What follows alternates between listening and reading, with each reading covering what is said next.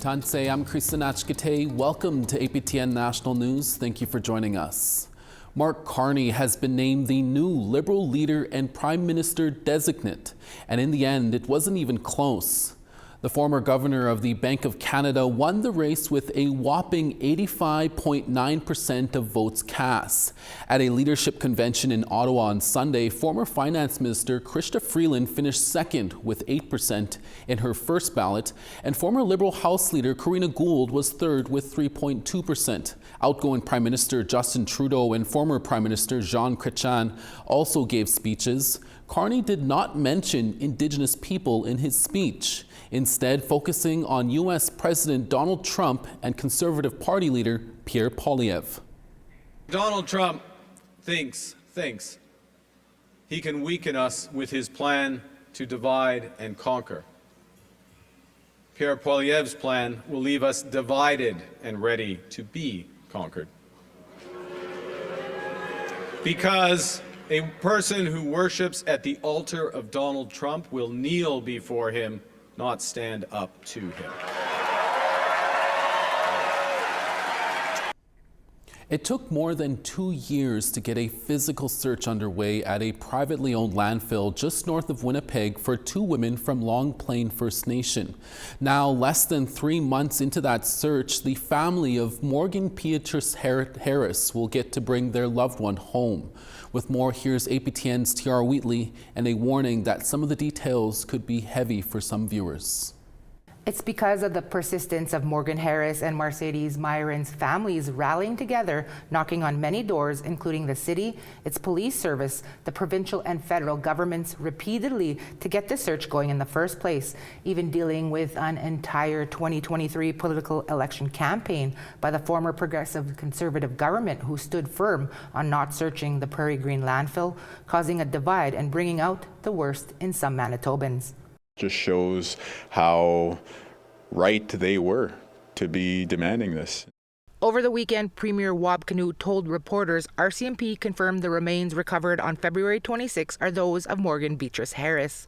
However they want to remember her has been on hold and disrupted and made the subject of so much public scrutiny. But now, as any of us would want, they'll be able to pay tribute to her in a way that will help them move on with their lives. And I really, really hope and pray that we'll be able to have the Myron family in the same situation very soon. The province says a second set of remains were also recovered and have been sent for DNA testing. In spring 2022, Rebecca Contois, Harris, Myron, and the yet-to-be-identified person given the name Muscadet Bijiikeekwe, or Buffalo Woman, were all brutally murdered by serial killer Jeremy Skibitsky, who is now serving a life sentence. Initially, Contois' partial remains were the only ones discovered in bins behind his apartment, which eventually led to the killer admitting to the others. Buffalo Woman is believed to have been murdered in March 2022. The trial revealed WPS don't know where her remains ended up, as there is also another landfill on the south side of the city. We're all thinking of Muscadet Bijiikeekwe. I honor her dignity and personhood, the same way that we've honored Morgan and Mercedes. And working on the search, it's very affirming process to just realize again in a very direct way awful nature of these crimes. But last fall, Morgan's cousin Melissa Robinson believed they could find someone else entirely. When you look at the numbers of our MMIWG2S just here alone in our city, I'm almost certain, and I'm sure most of you know as well, that we're certainly going to be finding more than just whom we're going in looking for. Meanwhile, the Winnipeg Police Service, who originally said a search was not feasible, are starting off this week by swearing in a new police chief. In a statement, incoming Chief Gene Bowers said WPS are thinking of the families, also saying how the case has shaped how he wants to build the service's relationship with Indigenous peoples. Quote, I intend to action my vision for the Winnipeg Police Service to become leaders in reconciliation, unquote, also noting he hopes to meet with the families to help develop his vision. The new police chief isn't the only one thinking of the families right now. Crown Indigenous Relations Minister Gary Ananda Sangari sharing some words on social media saying that no family should have to endure this pain. Indigenous leadership have also congratulated the families for pushing for the search and have asked to give the families space so they can now start to grieve privately. T.R. Wheatley, APTN National News, Winnipeg. And if you are affected by these stories, supports are always available 24/7 through the MMIWG support line. That number is 1-844-413-6649.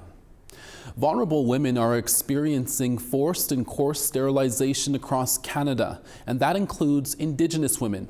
As Savannah Craig reports, survivors were invited to the first national gathering in Gatineau, Quebec this past weekend, hosted by the Survivors Circle for Reproductive Justice.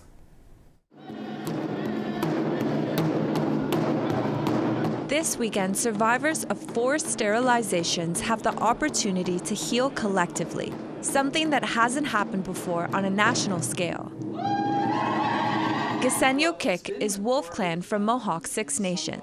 She spent a long time processing her experience in isolation due to shame. I was 16 years old when the procedure happened during the delivery of my daughter.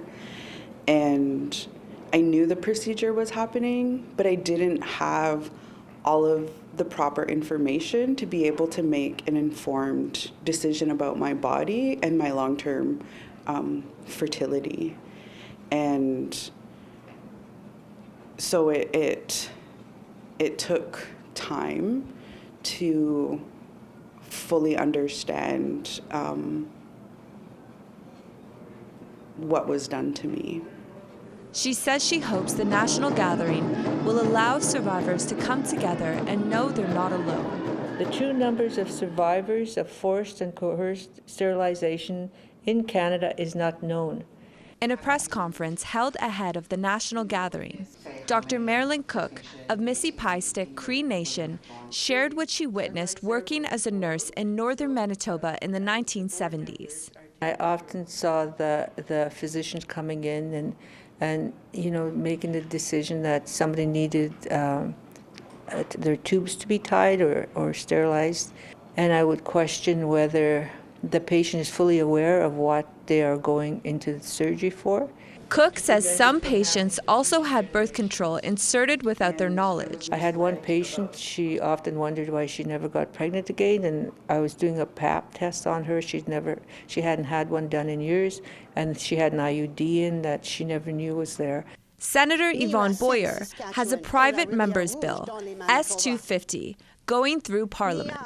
It would penalize those responsible for forced or coerced sterilizations with up to 14 years in prison. She says this is happening to vulnerable people across the country, including Indigenous women. The numbers that we have counted up to this point are at least 12,000. For instance, in Igloolik, 26% of all the Inuit women were sterilized. Boyer's efforts have been delayed since Parliament has been prorogued. But she says this issue will be her top priority when Parliament reconvenes. We have 4 or 5 class action lawsuits happening across the country. Malika Pop from Treaty 4 Fishing Lake First Nation is part of the class action in Saskatchewan. The forced and coerced sterilization of Indigenous women is specific to genocide because it seemed to have, target on a marginalized group of Indigenous women who were vulnerable, exposed in their most vulnerable exposed state, labor. Savannah Craig, APTN National News, Gatineau. Do you have a story you want to share with us? Here's how you can reach us. Send us your story to news@aptn.ca and make sure to add a brief description. To read and watch our stories you may have missed, go to www.aptnnews.ca. And you can also find us online on your favorite social media sites, including TikTok, YouTube, LinkedIn, and X. Follow APTN News to join the conversation and see our latest stories. Edmonton Métis singer-songwriter Robin Cisek is up next. We're back in 3 minutes. Stay with us.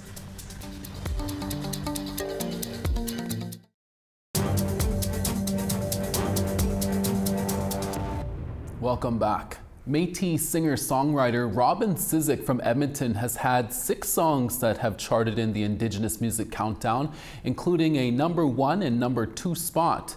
And she recently spoke to APTN's Chris Stewart about her upcoming song and album.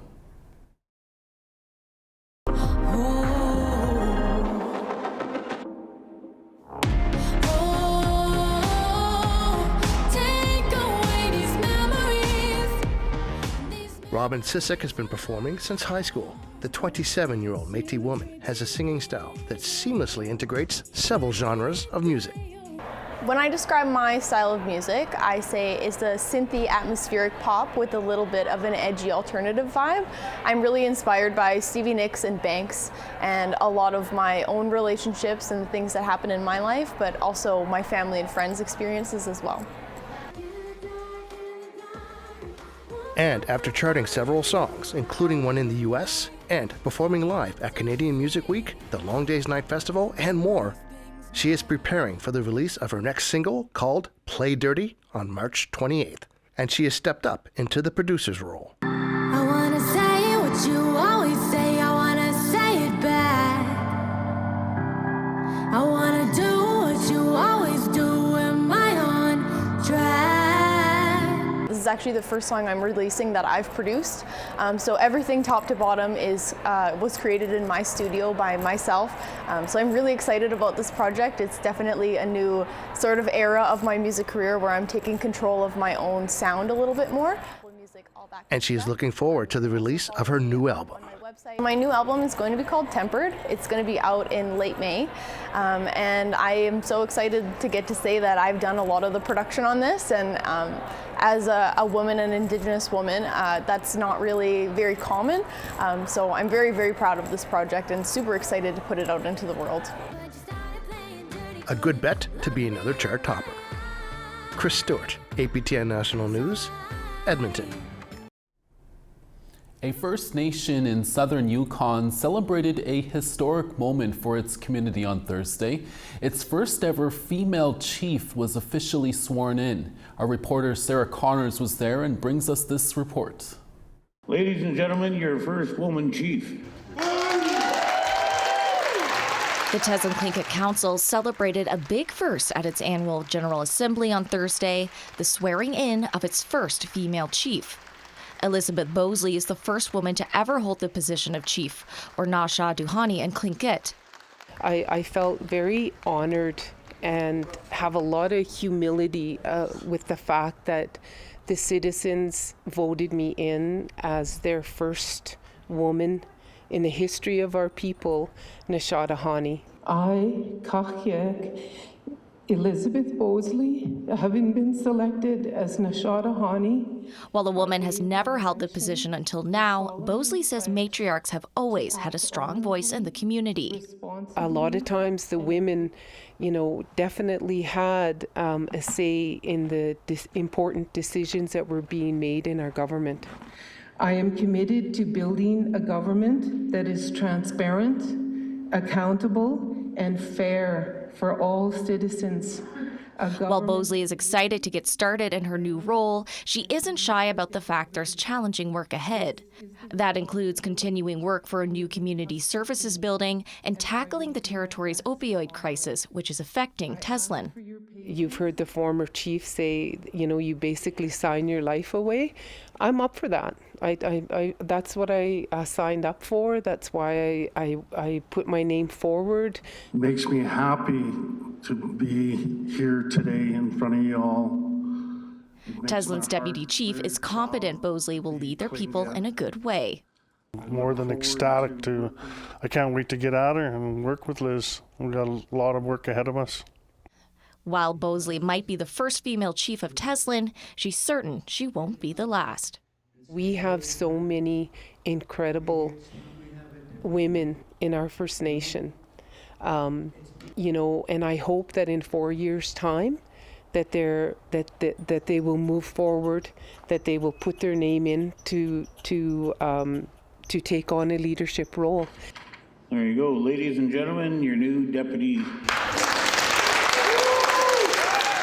Sarah Connors, APTN National News, Teslin. We now want to tell you about last week's web poll results. Last week we asked, do you think a review of the Nutrition North Canada program by the federal government will lead to changes with the Northern Food Subsidy Program? 28% said yes, while 40% voted no, and 32% thought it's best to start from scratch. Our next question was, should Arctic sovereignty be high on the next federal government lists of priorities? A majority voted yes at 71%, with 16% voting no, and the rest were unsure at 12%. And last we asked, should NHL fans in Canada continue to boo the U.S. national anthem at hockey games? 33% had voted yes, while 57% said no, and the rest were unsure at 10%. Thanks to all who voted. Check out aptnnews.ca for this week's next round of questions. We have to take a short break, but when we come back, we'll take you to the GEM Film Festival in Vancouver.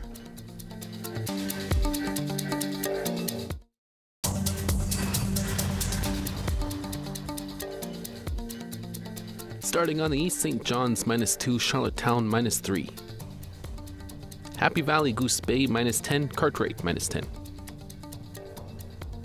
Saint Jovite -5, Quebec City -6. Toronto 9, Peterborough 5. Wawa -4, Elliott Lake -2 and sun. Churchill -25, Thompson -25. Gimli -7, Princess Harbour -12. -10, Swift Current, Regina -7. Stony Rapids -33, Buffalo Narrows -23. 4 in Grand Prairie, Fort McMurray -10. Lethbridge 10, Medicine Hat 10. Kamloops 9, Campbell River 7. Sandspit 6, Smithers 3. Watson Lake -5, Mayo -3. -17 in Fort Simpson, Watee -26. Sax Harbor -22, Colville Lake -28. -20 in Baker Lake, Chesterfield -17. And Arctic Bay -14, Aglulik -12.